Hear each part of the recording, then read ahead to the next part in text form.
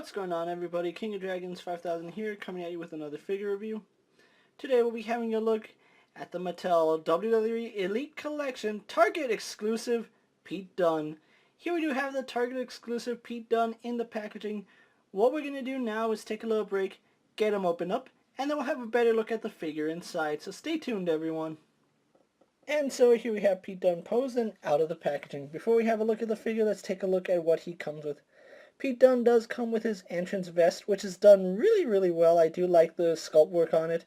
It even has his insignia template on the back of it, so I really do like that little detail. Other than that, Pete Dunne comes with two pairs of hands.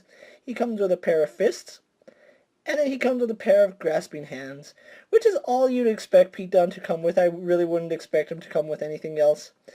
But with his accessories out of the way, let's take a closer look at the figure. And so here we have a closer look at Pete Dunne, and I have to say Mattel did a really good job with the sculpt work on this figure. Yes, his face is kind of scrunched up in an awkward pose, but you know what, that's kind of how he walks down to the ring. He has this really scrunched up face when he comes to the ring, so it's a really good sculpt and I do like it. They actually did use the new face printing technology on it, so his face is tempoed on there, which it does look really nice. You can even see his mouth guard is done really well. And then I don't know if his beard is also tempoed on there, or if it's painted, maybe it's both, but it looks really good. I do like that.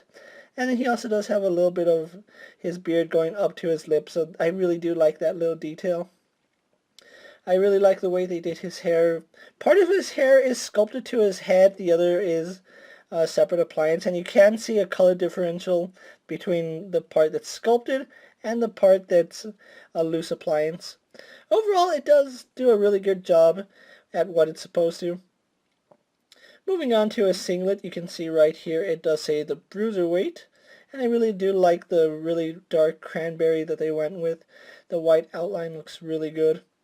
On here we do have his insignia. I think it's a bear. I really can't get a good look at it, but I'm pretty sure it's supposed to be a bear or a lion or a wolf. It could be a wolf too, seeing as how he has a wolf tattooed on his knee. Now, one problem I do have is that Mattel keeps doing this. They paint the body flesh tone and the plastic is actually black. I would like to see them actually use flesh tone for the body and color the singlet, because you can see that there's two different colors when it comes to flesh color plastic and painted flesh. So that's one thing I really want Mattel to really change, is flesh tone the torso and paint on the singlet. Moving on to his wrist, you can see he has black wrist tape on both sides of his arm. He doesn't wear knee pads, which is kind of his thing. He doesn't really wear knee pads or anything on his legs for that matter. You can see the tattoo that I was talking about right here on his knee. I'm pretty sure it's supposed to be a little bit bigger, but for what it is, they did a good job putting it on the figure, and it could have been done worse, so I guess I can let it slide. And then we go on to his kick pads, which they again use that really dark cranberry and then paint a lighter red over it in the front. So we do get that nice contrast right there. He is wearing black shoes. So overall, a really nice looking figure. So what we're going to do now is take a little break, get him posed to a few other figures you may have in your collection. And so here we have Pete Dunne posed next to an Elite Stone Cold Steve Austin and an Elite AJ Styles. So with the comparisons out of the way, let's actually take a look at his articulation. Pete Dunne here does have the standard Mattel Elite Articulation. If you don't know what that is, let's run through it really fast. He does have a ball joint in the neck, so he can look up and down surprisingly well. He also does have a really nice tilt, so that is good articulation there. He can rotate left and right, although his chin kind of does hit his trap, so his head's always going to go up at an angle. It's really not an issue because you can always just pose him with a little bit of attitude, so I really like his head movement.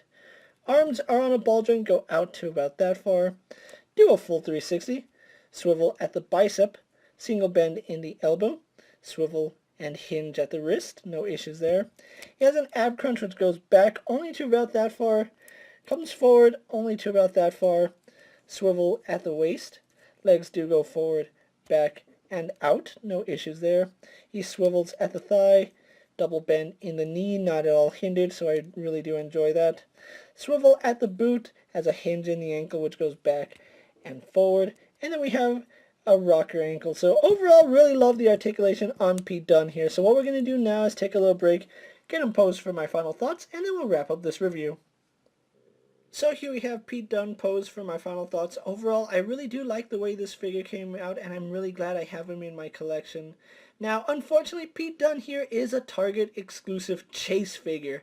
That means he is one per case in every Elite. I believe it's 64 at Target. So if you are looking for Pete Dunne, he is exclusive to Target, and you do have to find a fresh case of Elite 64. It's the one with John Cena and the new Uso figure, so if you haven't seen any of those in stores, chances are they haven't got the Pete Dunnes yet.